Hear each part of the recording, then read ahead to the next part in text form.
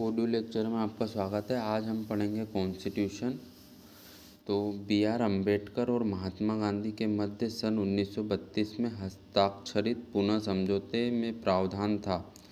तो B are Ambedkar और महात्मा गांधी के मध्य सन 1932 में हस्ताक्षरित पुनः समझौते में प्रावधान था। हरिजनों का आरक्षण सहित संयुक्त निर्वाचन का क्षेत्र। किस अधिनियम के द्वारा भारत के गवर्नर जनरल को अध्यादेश जारी करने की शक्ति प्रदान की? किस अधिनियम के द्वारा भारत के गवर्नर जनरल को अध्यादेश जारी करने की शक्ति प्रदान की गई? तो भारतीय परिषद अधिनियम 1861। किस अधिनियम द्वारा भारत के गवर्नर जनरल को अध्यादेश जारी करने की शक्ति प्रदान की? तो भारतीय परिषद अधिनियम 1861। रेगुलेटिंग एक्ट पारित किया गया 1773 ईस्वी में। भारत के गवर्नर जनरल को किस एक्ट के द्वारा अपनी समिति के निर्णयों को अविष्कार करने का अधिकार मिला? तो भारत के गवर्नर जनरल को किस एक्ट के द्वारा अपनी समिति के निर्णय को अस्वीकार करने का अधिकार मिला? तो 1786 का अमेंडमेंट एक्ट। भारत के गवर्नर जनरल को किस एक्ट के द्वारा अपनी समिति के निर्णयों को अस्वीकार करने का अधिकार मिला? तो 1786 का अमेंडमेंट एक्ट। महारानी विक्टोरिया को भारत की सामग्री नियुक्ति किया गया। तो महारानी विक्टोरिया को भारत की सामग्री नियुक्त किया गया। तो 1858 में महारानी विक्टोरिया को भारत की सामग्री नियुक्त किया गया। पृथक निर्वाचन प्रणाली मिंटो माल सुधार का उद्देश्य था। पृथक निर्वाचन प्रणाली जो था मिंटो माल सुधार का उद्देश्य था। माल मिंटो सुधार बिल जो 1909 में पारित किया। माल मिंटो सुधार बिल 1909 में पारित किया। मुसलमानों के लिए अतिरिक्त निर्वाचन मंडल का प्रारंभ माल मिंटो सुधार 1909 में लाया गया। मुसलमानों के लिए अतिरिक्त निर्वाचन मंडल का प्रारंभ माल मिंटो सुधार 1909 में लाया गया। 1909 के इंडियन काउंसिल एक्ट में सांप्रदायिक प्रतिनिधित्व की व्यवस्था की गई। 1909 के इंडियन काउंसिल एक्ट में सांप्रदायिक प्रतिनिधित्व की व्यवस्था की गई। मॉन्टेग्यू चेम्सफोर्ड सुधार में प्रावधानों का सार प्रांतों में दोहरा शासन था। मॉन्टेग्यू चेम्सफोर्ड सुधार में प्रावधानों का सार था तो प्रांतों में दोहरा शासन। मॉन्टेग्यू चेम्सफोर्ड सुधार में प्रावधान का सार था तो प्रांतों में दोहरा शासन। 1946 का कैबिनेट मिशन 3 मंत्रियों में गठित था। 1946 का कैबिनेट मिशन 3 मंत्रियों में गठित था। लॉर्ड एम्बरी इसके सदस्य नहीं था तो लॉर्ड एम्बरी इसके सदस्य नहीं थे। 1946 का कैबिनेट मिशन 3 मंत्रियों में गठित था। कौन इसका सदस्य नहीं था? तो लॉर्ड एम्बरी इसके सदस्य नहीं थे। और 1946 का कैबिनेट मिशन 3 मंत्रियों में गठित था और इसके सदस्य कौन नहीं थे? लॉर्ड एम्बरी नहीं थे। भारत का संविधान लागू होने तक स्वतंत्रता के पश्चात इसका शासन किसके अंतर्गत चलाया गया? भारत का संविधान लागू होने तक स्वतंत्रता के पश्चात इसका शासन किसके अंतर्गत चलाया गया?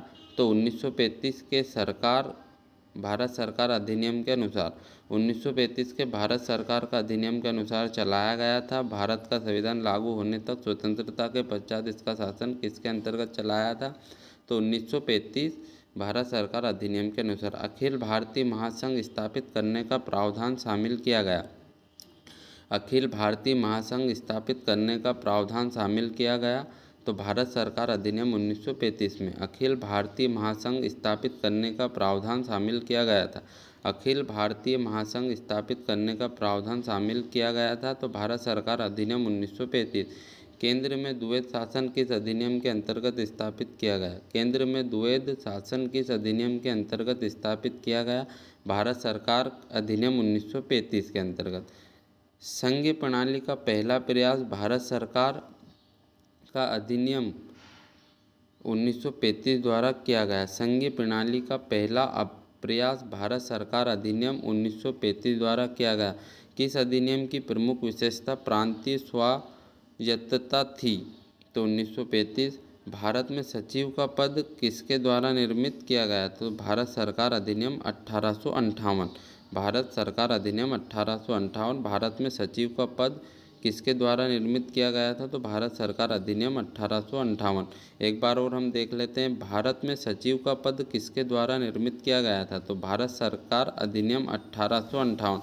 भारत सरकार अधिनियम 1858 क्या है? तो भारत में सचिव का पद इसके द्वारा निर्मित किया गया था। ध्यान रखना, भारत सरकार अधिनियम 1858 क्या है? भारत सरकार अधिनियम 1858 क्या है? तो में सचिव पद जो इसके द्वारा निर्मित किया गया था। तो भारत में जो सचिव का पद किसके द्वारा निर्मित किया गया था? तो भारत सरकार अधिनियम 1858। किस अधिनियम की विशेष विशेषता प्रांतीय स्वायत्तता थी? तो 1935 अधिनियम की जो प्रमुख विशेषता थी प्रांतीय स्वायत्तता थी। संघीय प्रणाली का पहला प्रयास भारत सरकार अधिनियम 1935 द्वारा किया गया था। संघीय प्रणाली का पहला प्रयास भारत सरकार अधिनियम 1935 द्वारा किया गया था। केंद्र में द्वैध शासन किस अधिनियम के अंतर्गत स्थापित किया गया? केंद्र में द्वैध शासन किस अधिनियम के अंतर्गत किया गया? तो 1935 अधिनियम। अखिल भारतीय महासंघ स्थापित करने का प्रावधान शामिल किया गया था। अखिल भारतीय महासंघ स्थापित करने का प्रावधान शामिल किया गया था। तो भारत सरकार अधिनियम 1935। भारत का संविधान लागू होने तक स्वतंत्रता के पश्चात इसका शासन किसके अंतर्गत चलाया गया? भारत का संविधान लागू होने तक स्वतंत्रता के पश्चात इसका शासन किसके अंतर्गत चलाया गया? तो 1935 के भारत सरकार अधिनियम के अनुसार। 1946 का कैबिनेट मिशन 3 मंत्रियों में गठित था, कौन इसका सदस्य नहीं है? 1946 का कैबिनेट मिशन 3 मंत्रियों में गठित था, कौन इसका सदस्य नहीं है? तो लॉर्ड एमली। मॉन्टेग्यू चेम्सफोर्ड सुधार में प्रावधानों का सार था, प्रांतों में दोहरा शासन। मॉन्टेग्यू चेम्सफोर्ड सुधार में प्रावधानों का सार था, प्रांतों में दोहरा शासन। 1909 के इंडियन काउंसिल एक्ट में किस बात की व्यवस्था की गई? 1909 के इंडियन काउंसिल एक्ट में किस बात की व्यवस्था की गई? सांप्रदायिक प्रतिनिधित्व की। मुसलमानों के लिए अतिरिक्त निर्वाचक मंडल प्रारंभ में किसके द्वारा लाया था? मुसलमानों के लिए अतिरिक्त निर्वाचन मंडल प्रारंभ में किसके द्वारा लाया गया? तो माल मिंटो सुधार 1909 द्वारा लाया गया था। मुसलमानों के अतिरिक्त निर्वाचन मंडल प्रारंभ किसके द्वारा लाया था?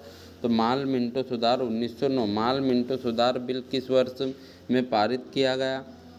तो माल मिंटो सुधार बिल किस वर्ष में पारित किया गया? 1909 में। मिंटो माल सुधार का उद्देश्य क्या था? पृथक निर्वाचन प्रणाली। महारानी विक्टोरिया को भारत को सामग्री नियुक्ति किया गया 1858 में। महारानी विक्टोरिया को भारत की सामग्री नियुक्ति किया गया 1858 में। भारत के गवर्नर जनरल को किस एक्ट के द्वारा अपनी समिति के निर्णय को अस्वीकार करने का अधिकार मिला? 1786 का एमेंडमेंट एक्ट। भारत के गवर्नर जनरल को किस एक्ट के द्वारा अपनी समिति के निर्णयों को अस्वीकार करने का अधिकार मिला? 1786 का एमेंडमेंट एक्ट। रेगुलेटिंग एक्ट पारित किया गया 1773 में। रेगुलेटिंग एक्ट पारित किया 1773 में।